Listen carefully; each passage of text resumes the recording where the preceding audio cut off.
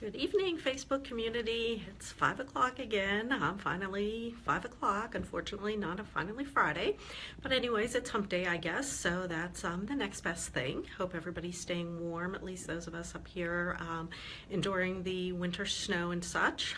Again, I've been in work all day, so I have no idea what it's doing outside, but hearing the winds, I'm sure it's pretty wicked. I will be heading out there in a few minutes as well. So just wanted to hop on here and talk about a few things again this evening. I know the past few days I have talked about stress, how it affects our health, some of the things that we can do about it, and more recently I have been talking about the use of essential oils, which I will continue to hop on here periodically and share some of my experiences and techniques, and share some ways of how oils can be blended, to show you exactly how those things are done, as well as share through blogging and such. But what I wanted to take a few minutes today to talk about was a question I get asked quite often, and that is, how do you do it all? For those who do not know me, I am a single mom. I have 4 girls ages 9 through 16. So they keep me super, super busy between just girl attitudes and needs and wants and school and extracurricular activities. I also work full-time as a physician assistant and am in a relationship as well. So I do juggle a lot. Also own my own home, so those of you who home own know everything that comes along with that. So needless to say, I'm quite busy. I definitely know what busy means. So how do I do it? Basically, I guess the bottom line is I take it one day at a time. Honestly, I try, I plan out a little bit as far as like my week ahead or the month ahead of, the important things I have going on, activities, places we need to be, things of that sort. But aside from that, it's day by day. Those who know me hear me quite often say, well, if I am alive, by then, and that then could be 6 o'clock tonight or tomorrow morning, sure, I'll be there, sure, I'll do it. Because honestly, things can happen to any of us at any time. So I really do try to take the one day at a time approach. A couple of the other things that I do is, and it's something I hear quite often too from a lot of, especially moms, is the feeling of guilt. We feel guilty having to go to work. We feel guilty taking time for ourselves. And, as we all know, we need that downtime for ourselves or time to fill our own cup, as I say quite often. And how do we do that if we're feeling guilty? So first of all, you need to, talk yourself through that and get rid of the guilt. I have managed to do that. It's been a while, but and it was a struggle, and it took me quite some time, I will be honest, but I've managed to get over that, and my kids are learning. They certainly did not like it at first. At all. What do you mean, Mom, you have something you want to do? To them, if I'm not, working, I need to be catering to them. Well, they're learning a little bit different these days and are coming along with it. So get rid of the guilt.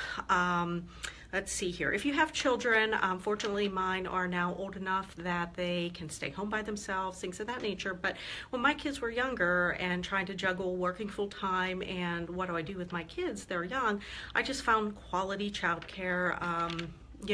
Back in the day when my kids were younger, it was a little bit easier, I think, just compared to some of the stories I hear now with friends with little kiddos. But, I had very good daycare or private sitters, I did a combination of all of it during the year. So I knew when I was at work that my kids were being taken care of.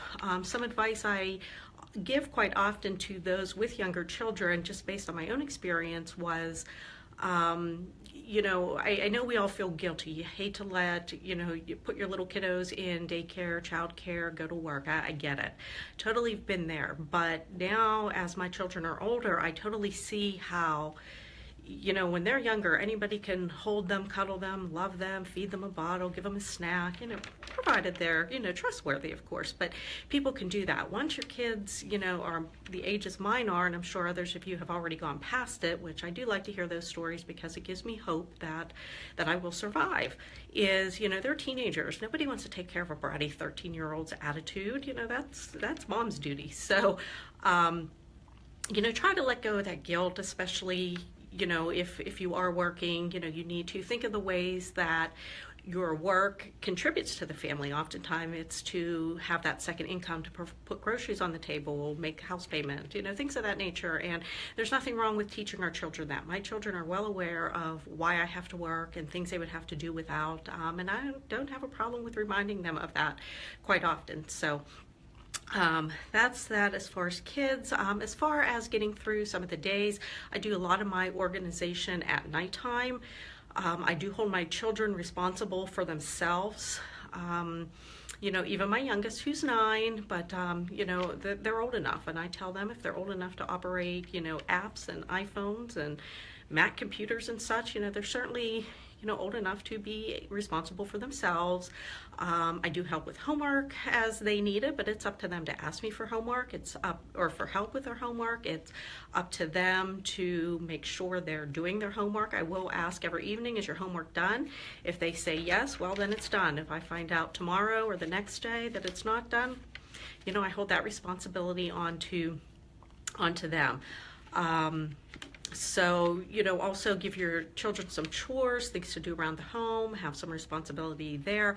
I will be honest, I probably could use some improvement myself in that department. I do take the path of least resistance a lot and, kind of let things roll off of my shoulder when it comes to keeping things, picked up around the house. Things like that. I choose my battles, to be honest. So if you ever stop by my house, anybody's welcome to stop by. Just, I can't guarantee what it will look like. So, but I remind my children too, if they're embarrassed, as I hear quite often, I remind them it's their mess, not mine. So they are pretty good now that when they want to have friends over or do things, I see that they do know how to run the vacuum. They know how to operate the dishwasher and pick up laundry and things like that when they need to. So I do hold a lot of responsibility on my children for things.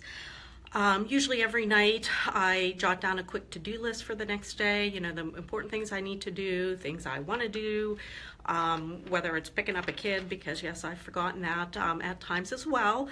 I write everything down, have it with me. I have my planner, as you can see here. I don't leave home without. So I keep everything in there, my to-do list. Keep a calendar as far as all of daily activities, extracurricular activities that we do. One thing I found that, I will be honest, we slipped with a little bit here this winter, but I definitely use it more so in the beginning of the school year, when at least my kids' activities are more prevalent and they have more things going on, is each child is given their own calendar. I call it their social calendar, whether it's their activities or just social events.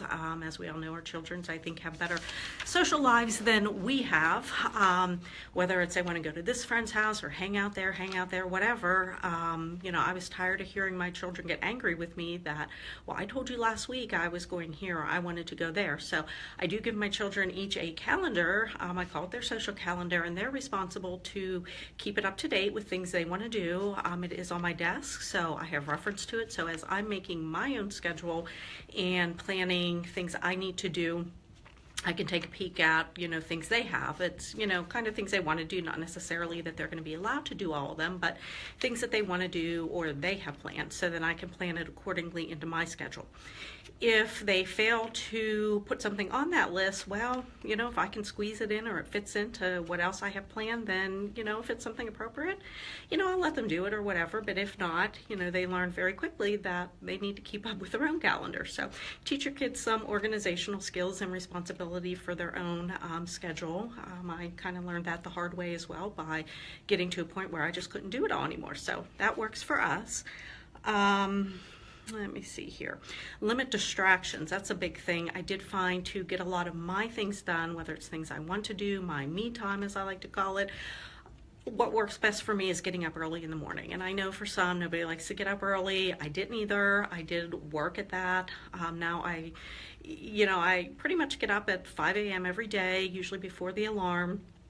Not necessarily weekends, I'll be honest, but during the week when I know I have work and such, and I like those couple of hours in the morning where I can get up, I can exercise. Sometimes I do some reading or organization, dishes, to be honest with you, laundry, whatever it is that, is some me time, because as, many know, When you have children, you can get 10 times as much done in a quarter of the time frame when you're it's quiet and you're alone than when you have the kids around. So, I can really get a lot of things done. So find some time out of your day that works, where you have limited distractions, whether that's a little bit earlier in the morning or after the kids go to bed.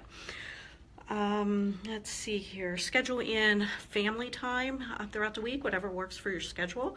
That way the kids do feel, even though there's a lot of busyness going on in the week and you may be running from here to there or doing this, that, or whatever, they do feel that sense of time for themselves. My children, ages 9 to 16, I'm not so much into the whole family time